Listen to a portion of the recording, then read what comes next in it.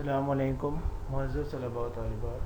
ہمارا جو کورس ہے اسلامک اسٹڈیز، اس میں ہمارا جو آج کا ٹاپک ہے وہ ہے کنسیپٹس آف قرآن، کہ قرآن مجید کے جو بنیادی تصورات ہیں وہ کیا ہیں. ان کو ہم پڑھیں گے. اس میں جی علم الاحکام ہے. سب سے پہلے اس میں جو چیزیں بیان ہوتی ہیں احکامات کا بیان ہوتا ہے. احکامات سے مطلب یہ چیز فرض ہے، اس کو کرنا ضروری ہے، یہ چیز حرام ہے، اس سے بچنا ضروری ہے.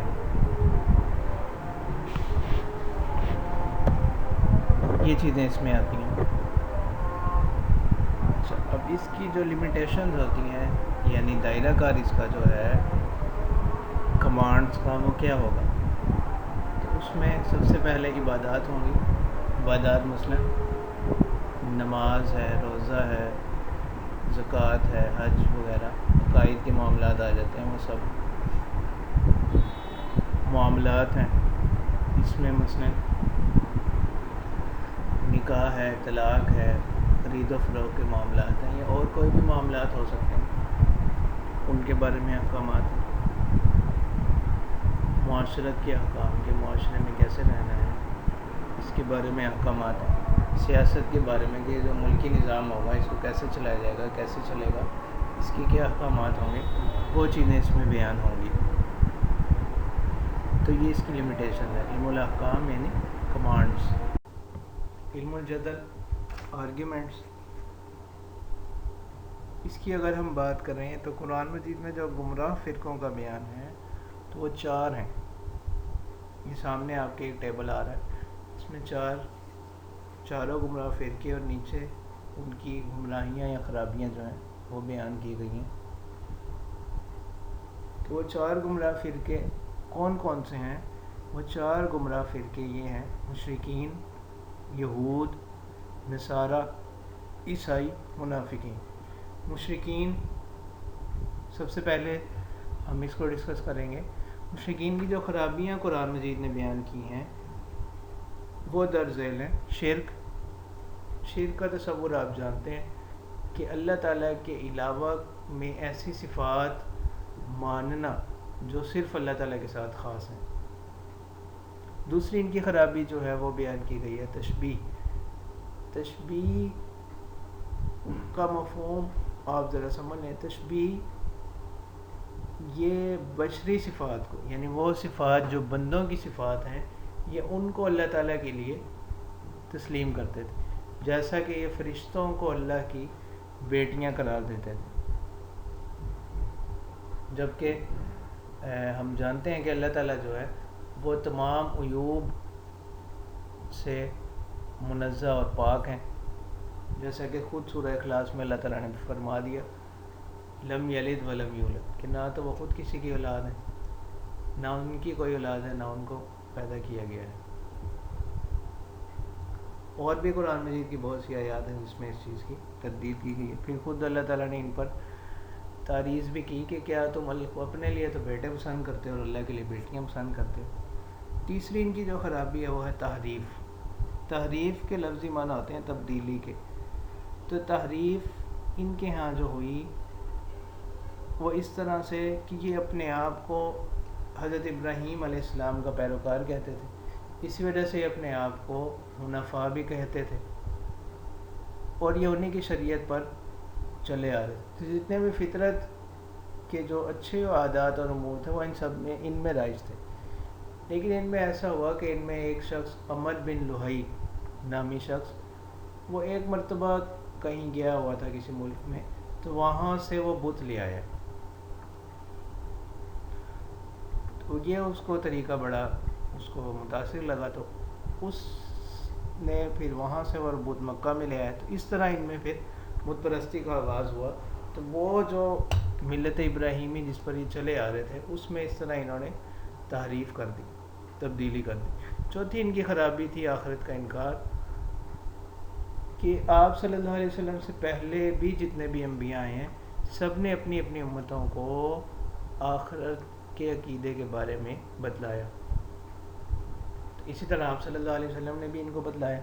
لیکن مشرکین جو تھے یہ اس طرح سے تھے کہ یہ اپنے آپ کو حضرت ابراہیم علیہ السلام کا پیروکار کہتے تھے، اسی وجہ سے یہ اپنے آپ کو حنفاء بھی کہتے تھے، اور یہ انہیں کی شریعت پر چلے آ رہے تھے. ان باتوں کو اپنی عقل سے بالا تر سمجھتے تھے. یہ کہتے تھے کہ یہ باتیں ہماری عقل میں نہیں آتی. اس وجہ سے یہ آخرت کا انکار کرتے تھے. پانچویں ان کی خرابی تھی رسالت کا انکار. رسالت کا انکار اس طرح کہ یہ لوگ سمجھتے تھے کہ جو رسول ہوتا ہے اس میں مرسل یعنی بھیجنے والے کی صفات ہوتی ہیں.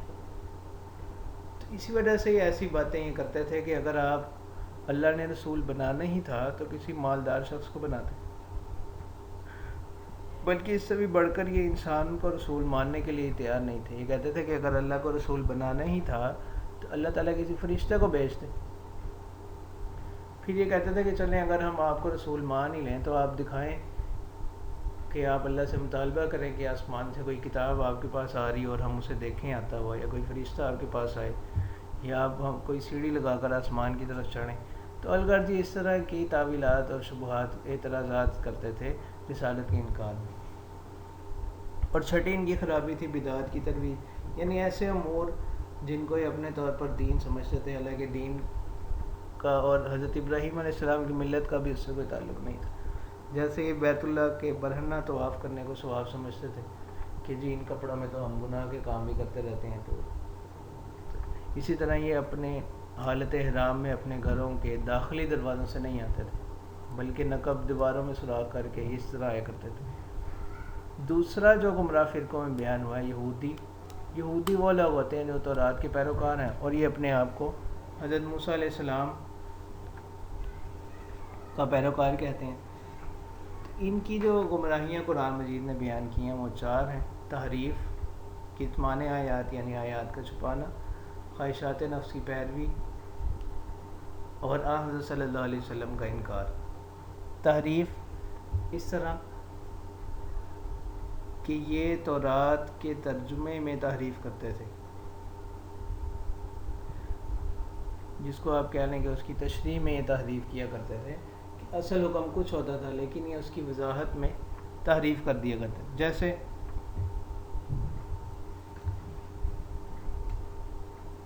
یہ اپنے آپ کے بارے میں یہ کہتے تھے کہ قیامت کے دن جو ہے اللہ تعالیٰ ہمیں آگ میں نہیں ڈالیں گے کیونکہ ہم اللہ تعالیٰ کے پسندیدہ ترین لوگ ہیں اور اللہ تعالیٰ ہمیں عذاب نہیں دے گا. اسی طرح دوسری خرابی ان کی اللہ تعالیٰ نے بیان کی ہیں آیات کا چھپانا، کتمان آیات. تو یہودی بسا اوقات اگر کوئی منصب والا شخص، صاحب عزت شخص، اس سے کوئی انعام حاصل کرنے کے لیے یا کسی کوئی ریاست کا جو سربراہ ہوتا تھا اس کے قرب حاصل کرنے کے لیے یا اس کو کوئی فائدہ پہنچانے کے لیے اور اس کے ساتھ ساتھ اپنا اس سے کوئی مقصد حاصل کرنے کے لیے یہ بسا اوقات تورات کی آیات کو چھپا لیتے تھے. مثلا ان کے ہاں اصل جو سزا تھی شادی شدہ زانی کی وہ رجم ہی تھی، کہ یعنی اس کو اس حد تک پتھر مارے جائیں کہ وہ بالآخر مر جائے. لیکن انہوں نے یہ کیا کہ انہوں نے کہا کہ نہیں، اس کی سزا تو جو ہے وہ یہ ہے کہ اسے تھوڑے بہت کوڑے لگا دیے جائیں اور اس کا منہ کالا وغیرہ کر دیا جائے. اور اسی طرح جن آیات میں حضرت ہاجرہ اور اسماعیل علیہ السلام کی بشارت دی گئی تھی کہ ان کی اولاد میں ایک نبی آئے گا جو سرزمین حجاز میں مبعوث ہوگا.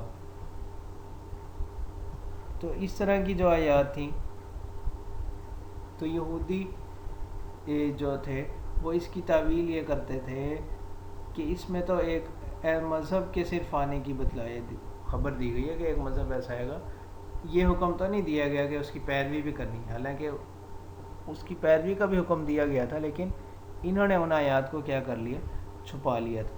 بلکہ یہ باقاعدہ اس کی وصیت کرتے تھے اپنے اگلوں کو کہ آپ نے آگے کسی کو ان آیات کے بارے میں نہیں بتلانا.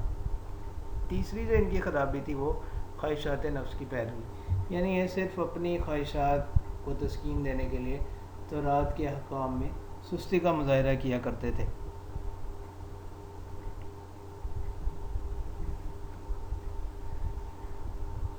اور حضرت عیسیٰ علیہ السلام کی بھی جو نبوت کا انکار ہے اس کا صرف اور صرف مقصد جو ہے وہ یہی تھی کہ ان کے ہاں ان کے ہاں اپنے بڑوں کے اقوال تھے، بس اس کے بارے میں. اور اسی طرح یہ آپ صلی اللہ علیہ وسلم کی رسالت کا انکار کرتے تھے. حالانکہ آپ یہ بات جانتے ہیں کہ یہودی آپ صلی اللہ علیہ وسلم کی ہجرت سے پہلے مدینہ میں ایک بڑی تعداد میں یہودی آباد ہونا شروع ہو گئے تھے. لیکن جب آپ صلی اللہ علیہ وسلم ہجرت کر کے مدینہ آ گئے تو ان لوگوں نے آپ صلی اللہ علیہ وسلم پر ایمان نہیں لایا. تو یہ اس کی وجہ یہی ان کو اس میں بھی ایک ان کی جو انا تھی وہ مجروح ہوتی تھی کہ نبوت اب تک تو بنو اسحاق میں چلی آ رہی تھی. تو اصل میں نبوت جو ہے حضرت یعقوب علیہ السلام کے 2 بیٹے ہوئے ہیں. تو بنو اسحاق یہ حضرت ابراہیم علیہ السلام کے 2 بیٹے ہوئے ہیں, حضرت اسحاق علیہ السلام اور حضرت اسماعیل علیہ السلام. تو جتنی بھی نبوت تھی حضرت اسحاق علیہ السلام سے آگے اکثر جو بنی اسرائیل کے انبیاء تھے وہ حضرت یعقوب علیہ السلام کی اولاد سے آئے ہیں. تو ان کو ایک مسئلہ یہی تھا کہ نبوت بنو اسحاق سے بنو اسماعیل میں کیوں چلے گی, کیونکہ آپ صلی اللہ علیہ وسلم کا جو سلسلہ نسب تھا یہ حضرت اسماعیل علیہ السلام کے خاندان سے ان سے تھا. تو یہ کہتے تھے کہ نبوت بنو اسحاق سے نکل کر بنو اسماعیل میں کیوں چلے گی. تو صرف یہی وجہ تھی انہوں نے آپ صلی اللہ علیہ وسلم کا انکار کر دیا.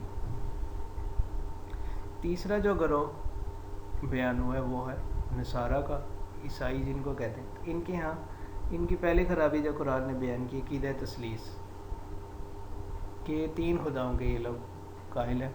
اسی طرح ان کی یہ خرابی ہے صلب یا مصلوب ہونے کی, یعنی یہ الیاذ باللہ عیسیٰ علیہ السلام کے بارے میں یہ عقیدہ رکھتے ہیں کہ ان کو پھانسی دے دی گئی تھی. تو اسی سے ان کے ہاں عقیدہ کفارہ نے جنم لیا. عقیدہ کفارہ ان کے ہاں یہ ہے کہ حضرت عیسیٰ علیہ السلام جو ہے ہماری طرف سے وہ تمام ہمارے گناہوں کا کفارہ دے دیا انہوں نے سولی چڑھ کے.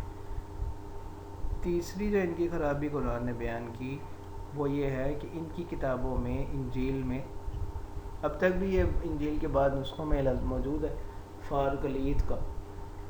تو اس کے جتنے بھی معنی خود عیسائی علماء نے بھی بیان کیے ہیں, ان کی جتنے بھی تشریحات ہیں فارکلیت کے لفظ کی وہ سب ان کا بیانی ہی جو مصداق ہیں یہ آپ صلی اللہ علیہ وسلم کی ذات پر وہ تمام صفات پوری اترتی ہیں. لیکن یہ عیسائی جو حضرات انہوں نے اس کا مصداق حضرت عیسیٰ علیہ السلام کو قرار دیا. اسی طرح انہوں نے اس کا مصداق اس بات کو قرار دیا کہ حضرت عیسیٰ علیہ السلام ہمیں فرما گئے تھے کہ یہ جو میرے حواریین ہیں بعد میں ان کی اتباع کرنا. تو یہ فارکلیت کا جو لفظ ہے یہ انجیل کے نسخوں میں ابھی تک بھی یہ لفظ آتا رہا ہے.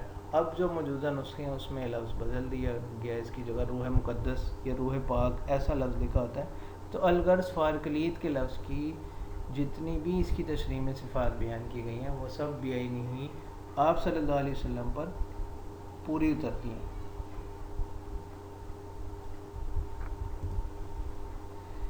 چوتھا جو گروہ بیان ہوا ہے وہ ہے منافقین کا. منافقین کی 2 قسمیں ہوتی ہیں, اعتقادی منافق اور عملی منافق. اعتقادی منافق تو وہ ہوتا ہے جس کے عقیدے میں ہی نفاق ہو. اصل جو ظاہری طور پر تو اپنے آپ کو مسلمان شمار کرے, لیکن اب اس کا ایمان اپنی قوم کے ساتھ ہو کہ اگر اس کی قوم مسلمان ہے تو پھر وہ انہی کی اعداد اپنا لے, اور اگر اس کی قوم کافر ہے تو وہ بھی کافر ہی رہے. یا اس کو ہم آسان لفظ میں کہہ سکتے ہیں کہ کسی دنیاوی منافع کے لیے جو ہے وہ ایسا کرتے ہیں. جس طرح قرآن مجید نے بیان کیا کہ جب وہ اپنے کفار کے پاس جاتے ہیں تو وہ ان سے کہتے ہیں کہ ہم تو تمہارے ساتھ ہیں, اور جب ان سے کہا جائے ایمان لاؤ تو وہ کہتے ہیں ہم ایمان بھی لائے ہیں. اور وہ اپنے کفار سرداروں کو یوں کہتے ہیں کہ ہم اصل میں تو تمہارے ساتھ ہی ہیں, ان کے ساتھ تو ہم صرف مذاق کر رہے ہیں. تو یہ اعتقادی منافق ہے. دوسری قسم نفاق کی نفاق عملی یا اخلاقی ہے. تو آپ صلی اللہ علیہ وسلم کے پردہ فرما جانے کے بعد نفاق اعتقادی کا تو اب علم نہیں ہو سکتا، اور نفاق عملی جو ہے اس کی کچھ نشانیاں جو ہیں وہ احادیث میں بیان کی گئی ہیں. جیسے مشہور حدیث ہے کہ آپ صلی اللہ علیہ وسلم نے فرمایا کہ منافق وہ شخص ہے جو بات کرے تو جھوٹ بولے، وعدہ کرے تو وعدہ خلافی کرے، اور جب اس کے پاس کوئی امانت رکھوائی جائے تو اس میں خیانت کرے، اور جب وہ کسی سے جھگڑا کرے تو اس کے ساتھ گالی گلوچ کرے. اسی طرح اور ایک اور حدیث میں یہ بات آتی ہے کہ منافق کے جو پیش نظر چیز ہوتی ہے یا اس کا جو مقصود ہوتا ہے، جو اس کا مقصد ہوتا ہے، وہ صرف اس کا اپنا پیٹ ہوتا ہے. تو یہ نفاق عملی یہ ابھی بھی بکثرت لوگوں میں پایا جاتا ہے. تو یہ 4 گروہ ہیں جن کو قرآن مجید نے بیان کیا ہے اور ان کی گمراہیوں کا ذکر کیا ہے. یہ تفصیل سے یہ چارٹ آپ کے سامنے آ گیا، اس میں ان 4 گروہوں اور ان کی خرابیوں کا ذکر ہے. علم التذکیر بایام اللہ.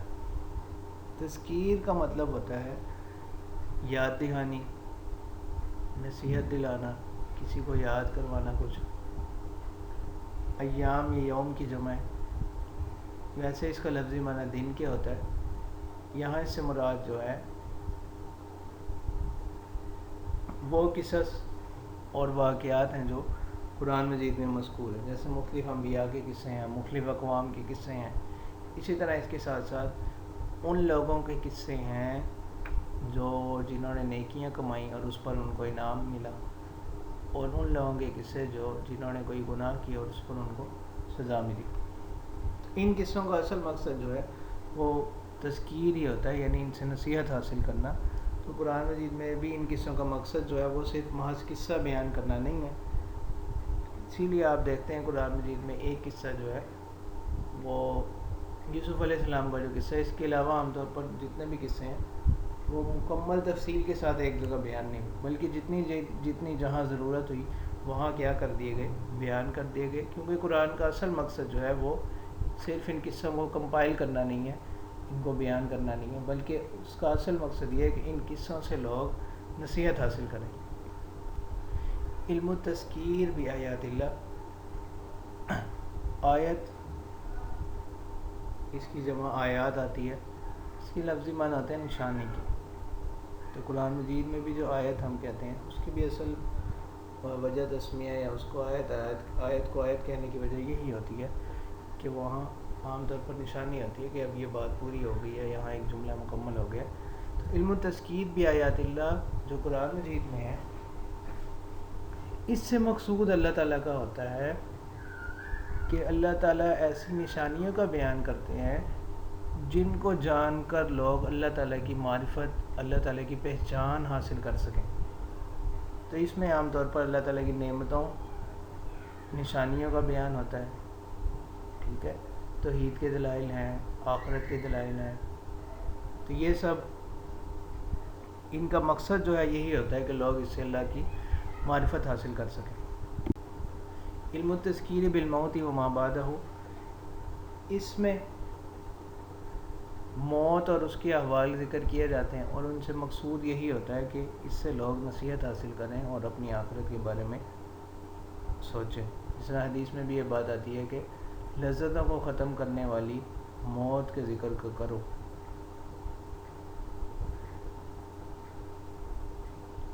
تو اس میں موت کا بیان ہوتا ہے، اور مرنے کے بعد کی جو زندگی ہوتی ہے حشر تک کی، جس کو برزخی زندگی کہتے ہیں، اس کا بیان کیا جاتا ہے. پھر قبروں سے اٹھنے سے لے کر حشر تک کے جتنے احوال ہیں وہ سب اس علم میں بیان کیے گئے ہیں. اس کو علم التذکیر بالموت وما بعدہ کہا جاتا ہے. تو یہ علوم خمسہ ہیں جو قرآن مجید میں بیان ہوئے ہیں، جن کو مضامین قرآن یا تصورات قرآن کہہ دیا جاتا ہے. السلام علیکم.